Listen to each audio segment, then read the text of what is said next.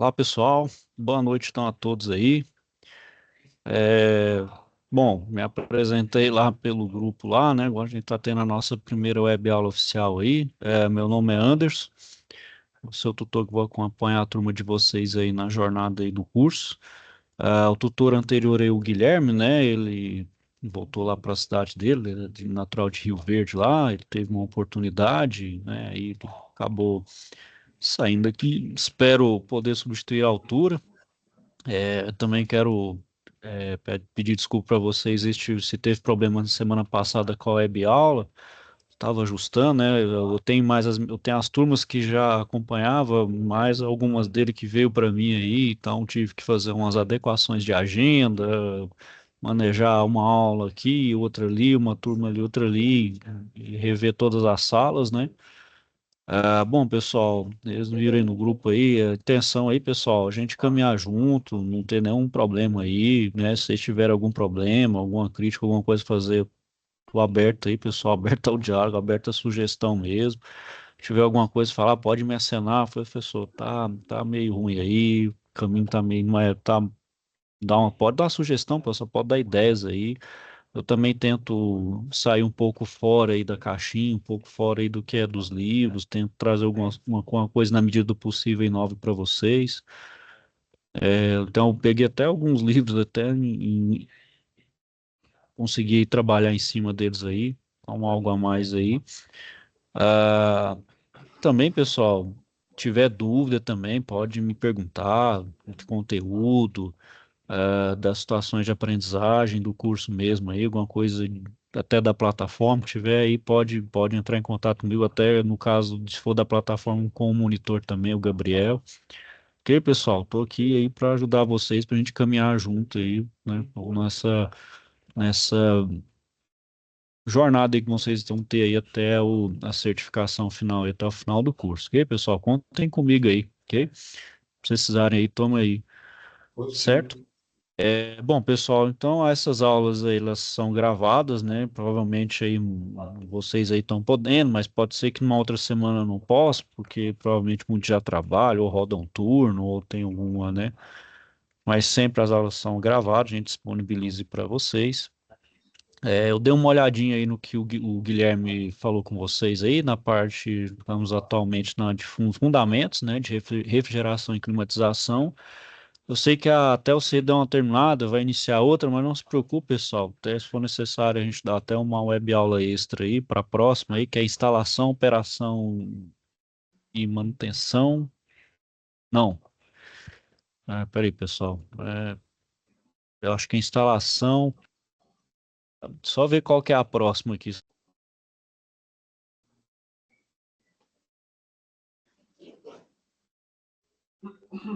É climatização e refrigeração residencial, professor. Eu estou confundindo com outro módulo, né? Desculpa aí. É, Residencial, né? Só para eu ter certeza aqui, pessoal. Um minutinho. Não dá informação errada.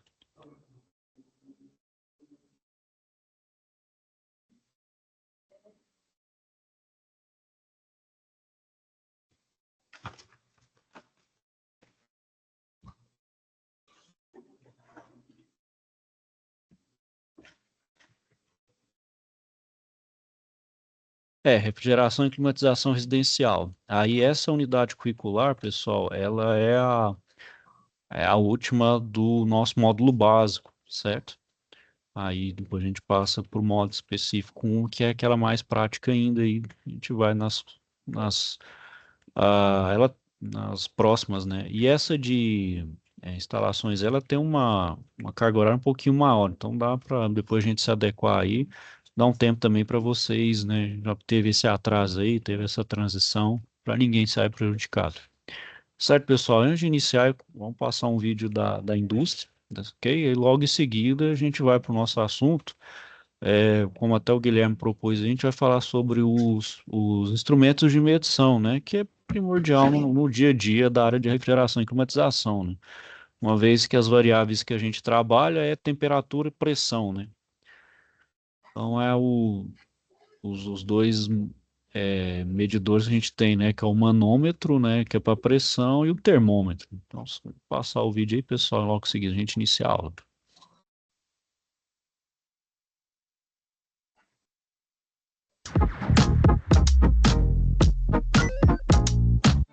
Colaboradores trabalham na fábrica da Admax. Você já se perguntou o que te move em direção aos seus sonhos e objetivos? Conversam, sorriem. Para nós, a motivação e inspiração veio de um propósito e de acreditar que poderemos fazer a diferença para um mundo melhor. Colaboradores cumprimentam-se, outros conversam. No pátio, um senhor cruza os braços sorridente. Nossa história teve início em 2002, quando um grupo de pessoas guiadas e unidas por esse propósito fez nascer a Admax. Vista aérea do prédio corporativo da Admax, São Paulo.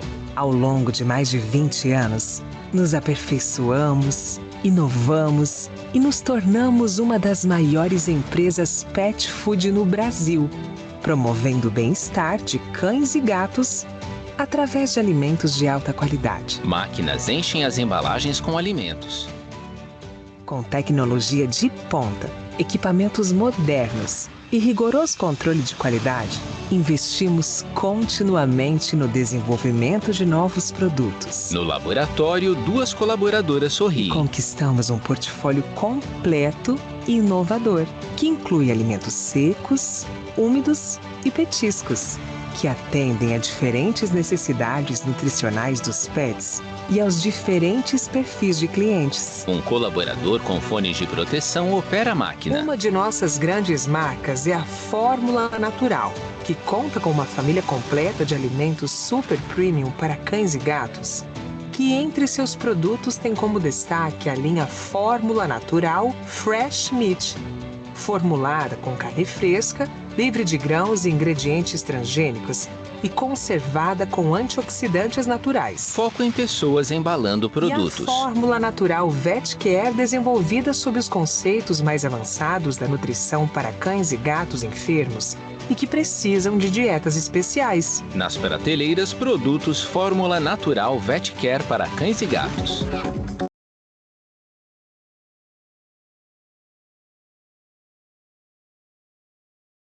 Bom, pessoal, então vamos lá, só compartilhar a tela aí com vocês, colocar no ponto aqui certinho. Bom, como eu falei aí, né, pessoal, a gente vai falar de dois instrumentos, né, que são aí primordiais no dia a dia, né, da profissão, né, de refrigeração, da área de refrigeração e climatização, que é a medição, né, os instrumentos de medição de temperatura e pressão, né. Bom, dando uma passada rápida aí, né, os termômetros, né, a gente tem o analógico digital, né, que, que vão variar entre os seus tipos de escala, limite de graduação. Dos tipos, a gente tem o analógico, né, que ele tem um ponteirinho ali, né,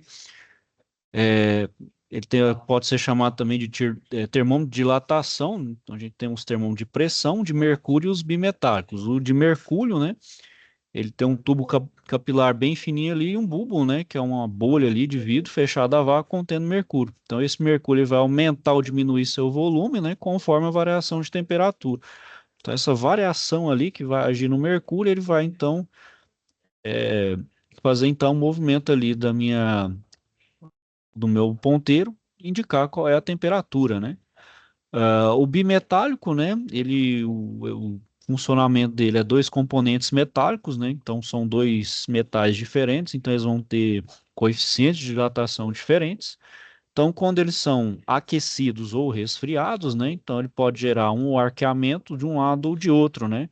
Então vai fazer o ponteiro também mover para a direção ao qual a temperatura ali está sendo indicada, né? Para cada um ali, o calor que está sendo posto ali no termômetro, né?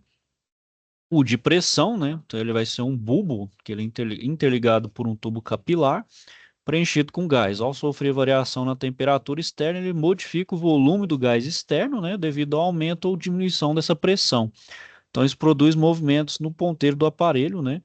De forma a registrar. Esse aí é do lado dos analógicos aí é o mais utilizado, certo? Que ele é menos suscetível da falha do que o de mercúrio até o bimetálico, né? E o de mercúrio tem um problema da toxicidade, né? E vazamento, né? de pressão aí, a gente é o mais utilizado. Bom, o digital aí, pessoal, também são chamados aí de termoelétricos, né? Eles vão ter extrema precisão, né? Então eles vão ser precisos, uma vez que ali ele vai dar já o valor, né, o sinal ali, vamos dizer, um sinal de temperatura, né, que é um sinal físico, ele converte ali num sinal elétrico e no mostrador ele indica qual a temperatura ali. Bom, então eles são divididos em quatro tipos. O primeiro dele que é o termopar, né? Então são sensores de temperatura simples, né? E utilizados nos diversos processos, né? Então ele tem ali um eletrodo ali, né? Então ele tem dois metais que são unidos por uma série pelas suas extremidades, formando então um circuito fechado, né? Então se você coloca os dois eletrodos num líquido ali ou no ar ali, fecha um circuito, né? Ela vai gerar, por isso tem que ter, então tem que ser os dois de metais diferentes, para gerar então essa força eletromotriz que é uma tensão, uma voltagem. Essa voltagem vai então ser lida lá no meu aparelho, e esse meu aparelho então ele vai determinar ali, né? Ele vai converter, né, essa voltagem numa temperatura que é equivalente, né? Então, ele tem uma faixa ali que cada voltagem é uma temperatura, então, né? Então, ele tem uma temperatura mínima e uma máxima que ele lê, né? Então, ele faz essa leitura, essa conversão, né? Então, aqui, ao invés de aparecer volts, né, vai aparecer a temperatura, né? Então, sei lá, vamos supor ali que 5 volts equivale a 30 graus, né? Então, isso é só um exemplo, né? Bom, o termômetro de resistência, né? Então ele tem um sensor que ele vai variar então sua resistência. Então, ao invés de ser pela tensão, ele vai ser por uma resistência. Então, ele vai usar uma espécie de varistor aí, né? Então, quando a temperatura sofre alteração, essa resistência é lida pelo equipamento, ou seja, a variação da resistência, ele vai ser lida e vai dar então a temperatura. Ele vai dar então o equivalente na temperatura ali que vai ser lida na escala, né? O outro é o termistor, né? Que dentro desse sensor de temperatura por resistência vai existir os termistores do tipo NTC, que é o Negative Temperature Coefficient, né? E o PTC, que é o de positivo. Então, eles são aplicados de forma que qualquer variação de temperatura sobre o sensor faça variar então a resistência. Então, são resistências variáveis de acordo com a temperatura. Os sensores do tipo PTC e NTC, então, eles são de material semicondutor, né? Então, ou é silício, ou é boro, tem um outro também que eu não me lembro agora. Mas o principal é o silício, né? Ambos variam sua resistência ôhmica, né? Então, assim, o NTC, quando aumenta a temperatura, né? Então, o NTC, quando aumenta, diminui a resistência. E no PTC, né, o aumento da resistência é diretamente proporcional ao aumento de temperatura, né? Então, esses sensores, né, a gente vê aí, são utilizados para automação, né? Então, por exemplo, quando você coloca no modo alto quando você coloca no modo automático ali, ele vai fazendo leituras, né? Então, ele vai fazendo leitura do ambiente interno, do ambiente externo, ele vai ver se precisa, vamos dizer, acionar o compressor e fazer o meu ar-condicionado trabalhar, a hora vai desligar, né? Então, o modo automático, vamos dizer assim, é aquele modo que ele entende qual a temperatura que ia jogar, qual a intensidade de ar, né? Então, vamos dizer assim, é uma automação que a gente tem no ar-condicionado, né? Então, isso melhora, né, a otimização em questão de energia, né? E a gente também vê que esses sensores, não só na área de refrigeração, né, na automação como um todo também, né? Então, qualquer coisa de automação que utiliza a temperatura como variável, né, de controle, vão se utilizar esses componentes, né? O outro tipo aí que a gente tem é o pirômetro óptico, né? Que ele não necessita de algum contato, né? Na época da pandemia a gente viu demais, né? Aquela pistolinha que aponta ali na testa da pessoa e vê qual que é a temperatura, né? Isso a gente viu muito na pandemia, né? Que é o pirômetro, né? Então você aponta ali, você dá a temperatura da pessoa. É um pouco, na verdade, bom, não é tão preciso, né? Porque ela é pontual, né? Então você vai medir ali, realmente aquela temperatura que a pessoa tá, pode ser que naquele ponto ali o corpo dela esteja mais quente. Mas de fato ela tem uma febre, tem algum problema, né? Esse aí era dos questionamentos, né? Bom, e esse pirômetro, pessoal, ele faz as leituras aí de uma ampla, né? Então, desde -50 a 380 graus Celsius, né? Então, ele faz uma leitura bem ampla, né? E também evita o contato, né? Então, você não tem contato físico com nada, né? Por exemplo, principalmente alimento, que você tem que evitar ao máximo esse toque ali, esse contato para evitar a contaminação, né? Então, essa é uma das grandes vantagens. E o próprio meio, né? O próprio meio não interfere na minha leitura, ou seja, eu posso estar a uma certa distância que eu consigo fazer uma leitura sem o meio fazer, por exemplo, estiver tendo vento ou alguma outra coisa ali que, que causa uma alteração, não deu uma leitura errada, eu não consigo fazer uma leitura errada. Então, a certa distância mesmo eu consigo ter uma boa leitura sem interferências, né? Bom, e na pressão, pessoal, do ponto de vista do fisicamente, né, a gente sabe que a fórmula da pressão é a força dividido pela área, né? Então, a pressão a gente tem que saber ali dentro no funcionamento dele do ciclo da refrigeração. Bom, e a pressão, pessoal, a gente tem a pressão que é a atmosférica, né? Então, por exemplo, a pressão atmosférica é aquela força das moléculas da camada de ar sobre a superfície terrestre, né? Então, também depende então das condições meteorológicas, como umidade e densidade do ar e a altitude, né? A gente sabe então que quanto maior a altitude, menor a minha pressão atmosférica, né? Então, por isso, por exemplo, que o, se reclama muito quando o pessoal vai lá para países de altitude mais elevada, como por exemplo Peru, Bolívia, né? Vai jogar o futebol lá, a bola, né? A física da bola comporta-se de um jeito diferente por causa da pressão, né? Então lá tem menos resistência de ar, menos pressão atmosférica. Então para respirar também lá é mais difícil, né? Então o ar ali é rarefeito, né? Então a pressão atmosférica é justamente esse peso, né? Então quanto menor a minha altitude, né? Mais pressão eu vou ter ali atmosférica, né? Bom, a pressão manométrica, pessoal, é aquela pressão que o meu manômetro, né, que é aquele aparelho que mede a minha pressão, ele mede. E ele olha a minha pressão atmosférica como referência, ou seja, ele não é aquela pressão absoluta. Para eu saber a pressão absoluta, eu pego aquilo que está indicando no meu manômetro mais a pressão atmosférica. Então, então ela é uma pressão relativa, né? Então, para a pressão absoluta eu preciso somar com a pressão atmosférica, né? Bom, e também, pessoal, a gente pode ter então chamada pressão negativa vácuo, né? Então, as duas que a gente viu aqui, ela é positiva.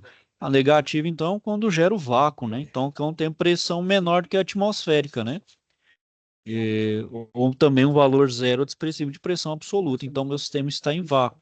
O que eu preciso de fazer um vácuo, por exemplo, na refrigeração? Para retirar gás, né? Para fazer um retrofit ou uma reoperação, né? Que é uma das SAPs ali que vocês tinham que fazer era as condições de reoperação, que inclusive, só para mostrar, tá lá no capítulo 6, né? Caso o pessoal que ainda não fez, né? Aí tá técnicas de reoperação do sistema aí, ó, tá vendo? Teste de estanqueidade, evacuação, assim por diante.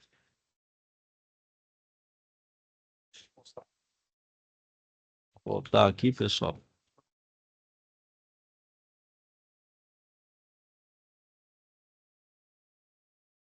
Bom, pessoal, então quais são as unidades de pressão aí que a gente mais vê aí, né? Então é o ATM, né? O mais usado é o ATM, tem uns centímetros de mercúrio, né? Que é aquele manômetro que tem uma coluninha de mercúrio, então pode ser em centímetros de mercúrio ou milímetros de mercúrio, né? Ou a escala de Torricelli. Pode ser pela unidade de quilograma-força por centímetro quadrado, ou libras por polegada quadrada, por exemplo, quem enche pneu, a medida está em libras por polegada quadrada, que é o PSI, né? Tem também por milímetro de coluna d'água, ou MMCA. A gente utiliza muito esse milímetro ou método de coluna de água para dimensionar a bomba, né? A gente calcula uma perda de pressão aí, por exemplo, para levar por exemplo, bombear um sistema de água de um ponto ao outro, a gente vê, por exemplo, tanto que tem de tubulação. Então, qual que é a energia que eu preciso para jogar água de um ponto mais baixo a um ponto mais alto, né? levando em consideração alguns elementos, eu sei qual que é a pressão que eu preciso jogar, por exemplo, de um ponto para o outro. Aí eu, a partir desse método de coluna d'água, eu sei a potência da bomba que eu preciso, então, para jogar essa água, né? Bombear essa água de um ponto ao outro. Outra aí é o bar, né?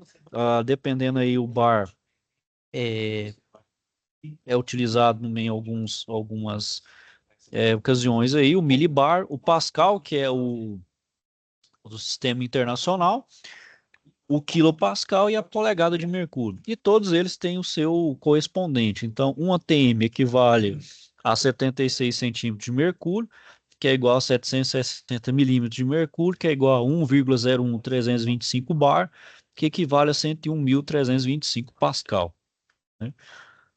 E aqui, pessoal, tem as conversões, principalmente aí de uma unidade para outra e de unidade inglesa também, né? Então aqui, ó, por exemplo, para converter desse aqui para esse, a gente faz uma divisão e daqui para cá a gente faz uma multiplicação, né? Então, por exemplo, 40 PSI, né? Então, 40 PSI equivale a 2,756 bar, que é 275.792 quilopascal, que é 2.067 milímetros de mercúrio, assim por diante, né? Bom, tudo certo aí, pessoal? Se quer falar alguma coisa, quiser me interromper aí, pessoal, dar uma sugestão, falar alguma coisa, pode falar, viu, pessoal? Tudo ok? Então, uma observação aí, tudo certo? Bom, então, pessoal, a gente passa para os nossos medidores de pressão, né? Então, o manômetro, né? Que a gente utiliza para medir a pressão relativa, né? Como eu falei, ele mede a pressão em relação à atmosfera, daquele ponto, não é a pressão absoluta. Para fazer a pressão absoluta, você soma com a pressão atmosférica, que é a que a gente coloca conforme a nossa altitude, né? Por exemplo, aqui, vocês estão no Mato Grosso do Sul, por exemplo, Goiânia, a gente sabe que aqui está mais ou menos 800 metros em altitude, Brasília está a 1.200, então, por exemplo, a pressão atmosférica aqui vai ser um pouco menor, por exemplo, quem está lá a nível do mar, por exemplo, Rio de Janeiro, Espírito Santo ali, o litoral São Paulo, né? Então, por exemplo, na área litorânea vai ser maior a pressão, né? Isso também influi também na temperatura, por exemplo, de fusão, temperatura de é, evaporação, isso também interfere. Por exemplo, aqui a água, né, nessa região que a gente está, ferve a 97, 98 graus, né? Então, temperatura nível do mar ferve a 100 graus, né? Que a pressão lá é maior, né? Bom, turma, aí a gente parte então aí para o nosso conjunto manifold. Isso aqui, pessoal, é equipamento diário de vocês aí de trabalho, né? Quem já trabalha aí já sabe que isso aqui é,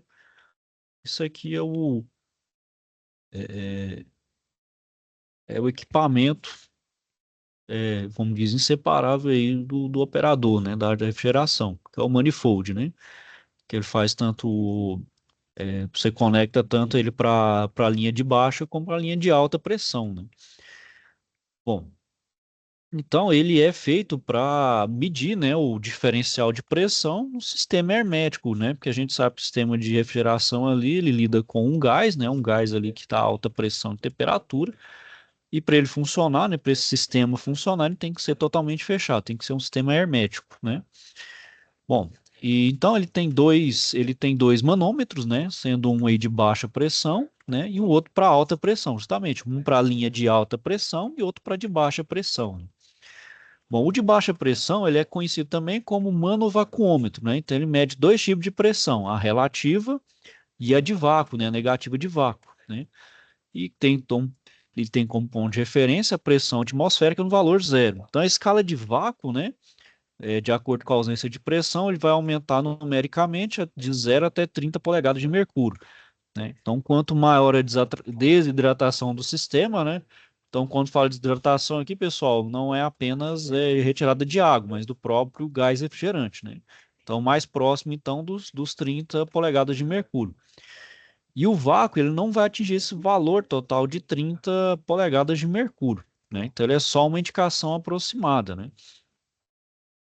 E a pressão positiva, né, utilizados na climatização, vai estar geralmente nas escalas de PSI, quilopascal, bar e kgf por centímetro quadrado. Geralmente tem todas essas graduações aqui no meu indicador nos manômetros, tanto no de alta quanto no de baixa, né?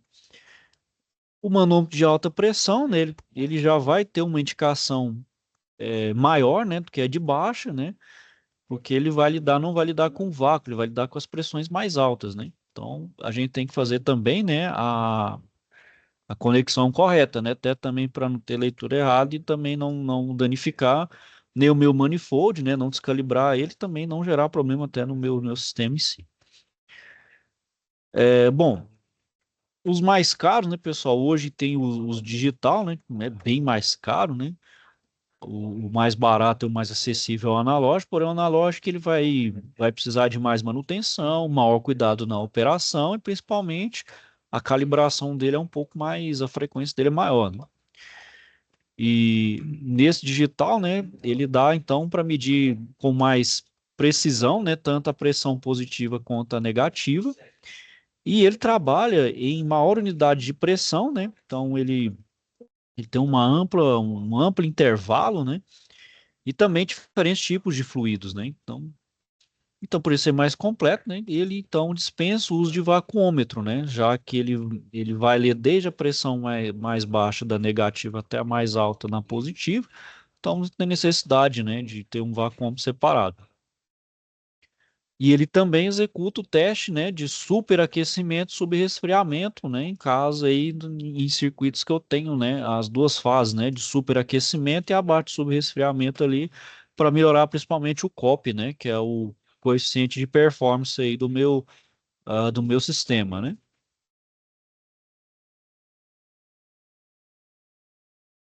Bom, pessoal, e o vacuômetro, né? Ele vai medir as pressões menores, né? Então ele também é utilizado, né, para fazer retirada de umidade, né? Eu vou fazer um retrofit ali para retirar o gás, eu também preciso retirar a umidade, né? Que a umidade ali, né? A água, né, tem propriedades físicas diferentes do meu gás ali, eu preciso retirar. Ele é danoso, né? Ele prejudica, principalmente meu compressor, né? Então, trabalhar com umidade ali desgasta muito mais rápido, né? Pode dar problema ali muito, muito mais rápido, né? Ele também mede o meu vácuo dentro do sistema, né? Então, tem aqui o vacômetro, certo, pessoal? Bom, sobre os fluidos aí, pessoal, os fluidos que a gente tem aí, né? O fluido refrigerante que a gente tem, que é o gás, né? Ele é o meio, né? Aquele gás refrigerante, então é aquele meio que vai fazer a troca de calor entre o ambiente que eu quero refrigerar, né? Então, onde eu quero retirar o calor para poder jogar para fora e refrigerar o ambiente, né? Então, ele que vai fazer essa troca térmica, ou ele absorve, né? No lugar, por exemplo, ele absorve calor no ambiente interno, né? Para resfriar, para depois jogar lá fora, pelo condensador, né? Ou se fizer o ciclo inverso, né? Então, se for, vamos se comportar como uma bomba de calor, ele pega o calor de fora e joga para dentro, fazendo então a função de aquecimento, né? Então, faz essa mudança, né? Então, ele vai absorver esse calor latente, né? Quando passa do estado líquido para o gasoso, em baixa temperatura e pressão, ou cede seu calor latente, né? Então, ele vai fazer mudanças de. Então, ele vai trabalhar em fases distintas, né? Dentro do meu circuito, né? Então, ele se comporta ora como vapor superaquecido e como líquido comprimido, né? Então, ele vai ter essas duas variações aí dentro do meu circuito, né? Então, hora para jogar calor, né? Hora para ceder calor, né? Hora para absorver, hora para ceder calor. E os mais utilizados, né, são os compostos de dióxido de carbono, amônia, né, dióxido de enxofre, cloreto de metilho e os hidrocarbonetos, né? E à medida aí que vai ter na pesquisa, né, pessoal, eles vão mudando, né, para formas menos agressivas ao meio ambiente. Só que, infelizmente, pessoal, para a indústria, ainda não se tem ainda um gás refrigerante que seja mais eficiente do que a amônia. Você pode até substituir, mas aí o gasto, por exemplo, que você vai ter para fazer aí um sistema que seja não igual, mas próximo da amônia, o custo é muito grande. Então, compensa você ter aquele risco de ter circulação de amônia, né? Do que investir aí num circuito que você vai ter que apelar, por exemplo, para tubulação, melhor, material mais nobre, que seja que é mais caro, maior carga de gás, um sistema que você tem que proteger ele muito mais, tem que fazer outros processos, não, ao invés do processo simples, você ter que apelar por um super resfriamento, por um super aquecimento, fases intermediárias e talvez assim você melhora um COP, mas ainda não chega nem próximo do que, por exemplo, a amônia me oferece como potencial então de fluido refrigerante, né? Ainda mais em grandes ambientes aí de refrigeração, né? Como os frigoríficos aí, onde eu preciso fazer uma refrigeração muito grande, né? Então, compensa trabalhar ainda num sistema fechado de amônia, porém, é só ter os devidos cuidados, né? Então, quem mexe aí, né, sabe que tem que tomar todos os cuidados, a gente sabe do nível de toxicidade, né? Não sei se vocês ficaram sabendo aí que é do Mato Grosso, né? Em Rio Verde teve um acidente aí na BRF, há pouco tempo. Inclusive o professor lá de Rio Verde, que eu tinha contato com ele, que ministrava aula lá, ele até falou lá, do que aconteceu. Óbvio, ele não podia dar todos os detalhes, né? E morreram, né? Dois operadores lá morreram, né? Por inalar amônia, né? A amônia, enfim, ela vamos dizer assim, mata rápido, né? Você cheira, nem vê, você aspira ali, nem vê, quando vê já tá intoxicado, já tá morrendo, né? Sabe que o nível de toxicidade é muito alto. Felizmente lá teve perda de vida por vazamento de amônia, né? Então, é o perigo, né, pessoal? Mas fazendo tudo dentro da segurança, né, do trabalho, fazendo tudo com operação conforme, né, a norma de segurança, evita-se, né? Apesar que a gente sabe aí o perigo que ela representa, né? Bom, então, quais são as características que a gente tem aí, pessoal, para escolher, então, um fluido refrigerante, né? Não pode ser nocivo ao meio ambiente, né? A gente sabe, por exemplo, que o R22, o R12, o R22, eles eram nocivos, né? Por ter cloro, né? A gente sabe que o cloro ali, ó, é um daqueles propulsores, por exemplo, de poluição, né? Principalmente ataque, então, a camada de ozônio ali, né? Então, é nocivo. Não ser inflamável, né? Para não causar acidentes. Não pode ser tóxico nem estimulante, ser estável e inerte quimicamente, não ser corrosivo a metais, né? Uma vez ali que esse fluido tem que correr por dentro de serpentinas, as serpentinas são de metais e também o meu próprio compressor, né? Ser inodoro, né? Então, ser compatível com os óleos lubrificantes do compressor, de forma que um não reaja com o outro e também não comprometa o meu sistema. Não ser perigoso aos seres ou alimentos contidos no recinto, né? Então, por exemplo, refrigeradores ali, né? Não poder, então, não ser perigoso, né? Para contaminar. Permitir fácil manuseio, né? Para manutenção, né? Então, para poder fazer, por exemplo, um retrofit, para poder fazer, então, uma carga, né? Uma recarga de gás refrigerante. Então, ter essa fácil manutenção, esse fácil manuseio para manutenção adequada, né? Ser disponível comercialmente com custo razoável, né? Então, ter essa disponibilidade, né? Condensar com pressões não muito elevadas, né? Até para não ter um custo grande com tubulação, né? Que aí eu tenho que aumentar diâmetro, tem que aumentar a tubulação, isolamento, enfim, dispositivos de segurança, isso é oneroso. É um baixo ponto de ebulição, né? E possuir também elevado calor latente aí na vaporização, né? Então também da mesma forma, né? Para poder então ter um bom rendimento de retirada de calor, né? Para um bom resfriamento na absorção de calor, né? Para poder tirar então o calor no ambiente e refrigerar, né? Bom, então os fluidos refrigerantes, pessoal, ele tem os tipos aí, né? De composição química, né? Então a gente tem o CFC, que é o clorofluorcarbono. São eles que são os vilões aí para destruição de camada de ozônio, que estão sendo substituídos, né? O HCFC, que é o hidroclorofluorcarbono, né? Ele não é tão agressivo, apesar de ter o flúor, né?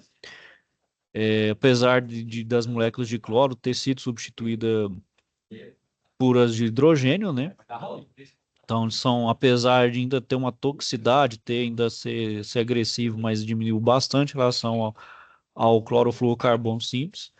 O hidrofluorcarbono, né? Então, ele não tem moléculas de cloro, né? Mas foram substituídas pelas de hidrogênio também, sendo mais inofensivo. E o hidrocarbono, que aí zera totalmente. Esse não tem cloro em hipótese nenhuma. Então, ele já é totalmente inofensivo, né? E geralmente, pessoal, os fluidos, né, são iniciados pela letra E, que é de refrigerante, mais a numeração que identifica sua composição química. Então, segundo a norma internacional aí, né, que é a ANSI 3489, a numeração dos hidrocarbonetos halogenados, ela segue então as seguintes regras, né? Então, os fluidos derivados da série R00, né, que é derivado de metano, os derivados da série R100, derivados de etano, os de R200, né, derivados de propano, o R300, que é derivado de butano, e os R400, que identificando as misturas não azeotrópicas, com R500, né, identificando as misturas azeotrópicas, e as R600 identifica os compostos orgânicos, né? Bom, da classificação aí, pessoal, então a gente tem eles em primários e secundários, né? Os primários são os que apresentam mudança de fase na troca térmica, né? Então, eles são empregados como resfriadores imediatos, né? Então, a gente tem deles aí os hidrocarbonetos halogenados. Eles são compostos orgânicos, né, obtidos pela substituição de um ou mais átomos de hidrogênio e um hidrocarboneto por um átomo de halogênio, né? Sendo ele o flúor ou o cloro. O hidrocarboneto puro, né? É da mesma família dos hidrocarbonetos halogenados, né, aplicado especialmente nas indústrias petroquímicas, né? Já que se aproveita, né? O que se pega, o que se já extrai ali do petróleo, né, já utiliza eles ali, né, para a indústria petroquímica. Os inorgânicos, né, então são aqueles que possuem o número 700 mais a indicação de sua massa molecular. Ele é aplicado na refrigeração industrial, a amônia é o exemplo clássico aí, né? As misturas azeotrópicas, ele é um fluido refrigerante puro, apesar de ter então constituído por duas ou mais substâncias diferentes. Não podem ser separadas em nenhuma porcentagem, né, de qualquer um de seus componentes químicos para que não haja então desequilíbrio na composição, né? Então isso altera então toda a questão de projeto e também a questão do COP, né, por exemplo, na soma final. Depois a gente vê isso aí, pessoal, que tem as entalpias, né, que, por exemplo, que gera, né, cada então fluido vai gerar suas entalpias em cada ponto ali do meu circuito, né? Então, uma pequena mudança, essa mistura pode dar propriedades diferentes e vai alterar em todo o meu cálculo ali de performance, né, termodinâmica ali, né? E as misturas não azeotrópicas, ele tem um comportamento característico de mistura binária, né? Então, onde ela condensa uma pressão constante variando sua temperatura, ou seja, a concentração de vapor e líquido é diferente da original, né?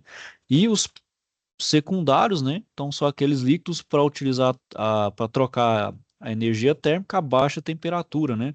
Conhecidos então como salmouras e anticongelantes.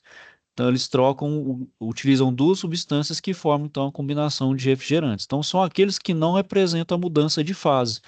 Então, eles são empregados em sistema de refrigeração por compressão a vapor. Então, como intermediador, né, para refrigerar locais de longas distâncias, né? Então, por exemplo, né, para refrigerar grandes prédios e também complexo, por exemplo, horizontal muito grande, utiliza-se então os intermediadores, né?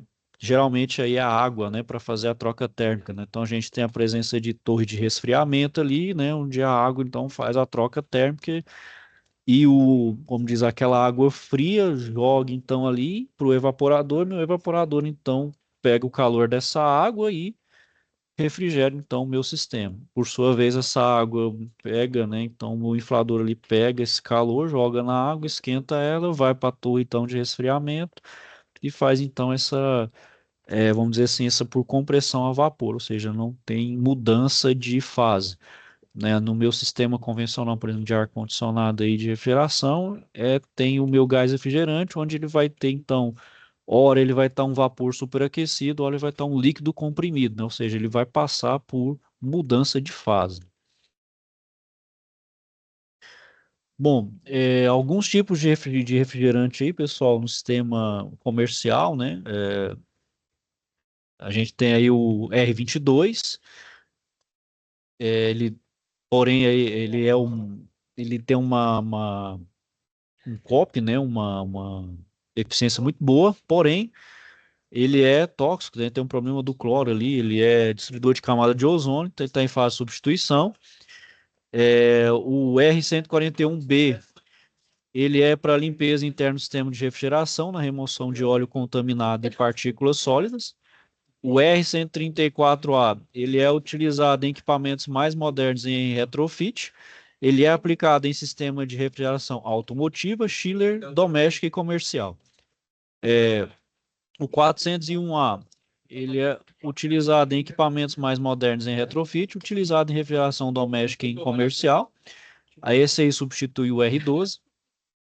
O 401B, né, ele é utilizado em equipamentos mais modernos, né, aplicado em freezer de alta capacidade, transporte refrigerado, ele substitui o R12 e o 500. O 404A, ele é em equipamentos mais modernos, aplicado em refrigeração residencial, comercial e industrial. Ele substitui o R502.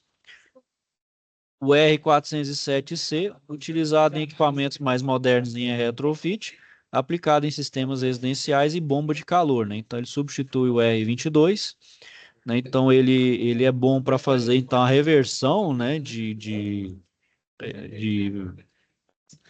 Fazer a reversão de circuito, né? Reversão ali a reversão de sentido aí, né? O R410, ele é aplicado em equipamentos modernos, residencial e comercial. E o 417, ele é utilizado em retrofit, né? Aplicado em sistemas de refrigeração aí com capacidade inferior a 5 toneladas de refrigerante. E ele substitui o R22. Certo, pessoal? Bom, aqui tem um retrofit aí, né, pessoal? O retrofit é fazer aquela readaptação, então, como por exemplo, os que têm R22 é tóxico, né? Então, por questão de utilização, tem que fazer uma substituição. Aí, para fazer um retrofit, né? O que que eu tenho que fazer? Primeira coisa, eu tenho que recolher esse gás, né? Então, conecta ali o meu manifold, né? Faço então ali o vácuo, né? Aplico o vácuo, retiro o meu gás, retiro também a umidade que porventura tem ali, né? Faço então aquela limpeza a vácuo ali interna. Depois eu faço coloco então um fluido alternativo, né? Então o R401A e B para o R12 e o 402A e B com relação ao 502, né? E então, pessoal, eu tenho que fazer a adequação, né? Conforme então aí, né? Tem que usar um fluido mais ou menos compatível, né? Para não ter necessidade, por exemplo, de alterar a pressão e nem temperatura ali mais ou menos no final, né? E fazer a carga ali conforme o indicado ali pela instalação e operação, né? Para não ter problema de vácuo e não tenha também umidade. Ok, pessoal? Aqui então, alguém tem alguma dúvida aí, questionamento? Uma dúvida aí, quer falar alguma coisa?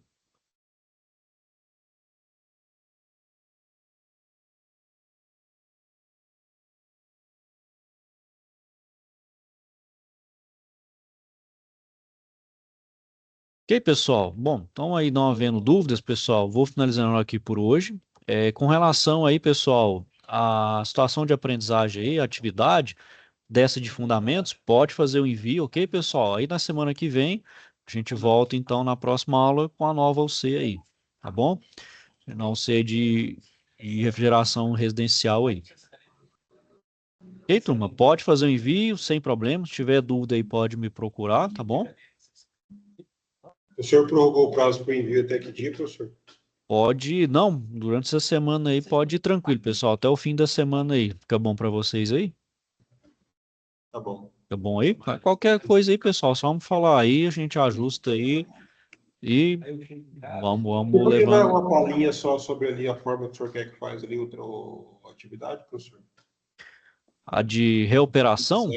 A de aprendizagem ali. Tá, vamos lá, deixa eu só...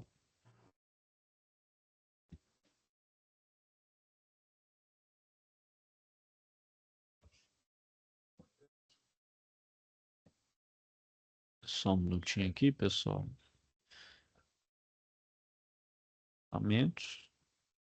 Pois é, cara, você mandar os memes. Já que você viu os memes que eu. Então, essa SAP 1 aqui, pessoal, vocês vão fazer um fluxograma, né, com um passo a passo das etapas necessárias para o processo de reoperação. Como eu falei para vocês, vocês podem estar utilizando do capítulo 6 do livro, que eu até mostrei para vocês lá um pouquinho no começo. Então lá tem mais ou menos lá um passo a passo. Pode estar fazendo leitura lá. Se vocês já tiverem uma noção, também fique. Ô, professor, deixa eu tirar uma dúvida. Pode falar.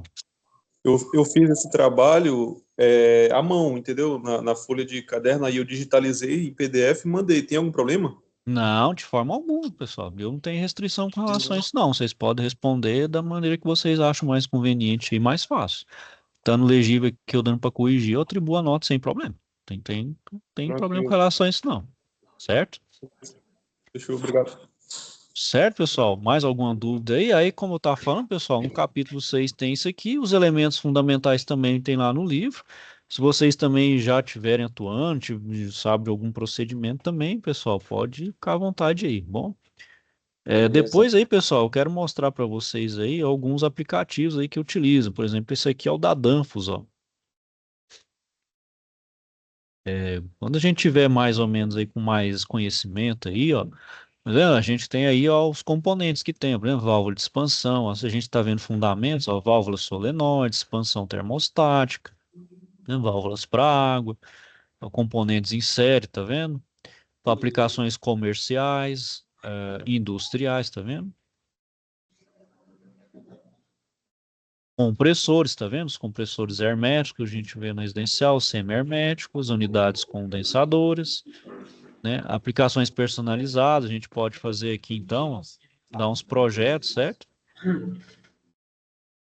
Ok, pessoal? Quem quer falar alguma coisa aí? Tem alguma dúvida? Depois eu vou mostrar para vocês mais também aí. Eu vou buscando mais aí aplicativos. É gratuito também. Depois eu mostro para vocês como baixar aí. Por enquanto a gente não vai utilizar tanto aí, mas depois eu vou mostrar aí, vou explorar mais também e mostrar para vocês algumas funcionalidades. Ok? Beleza. Certo, pessoal? Mais aí alguma dúvida, hein? Questionamento? Tranquilo. Certo, pessoal? Bom, então é isso aí. Vou finalizar aqui por hoje.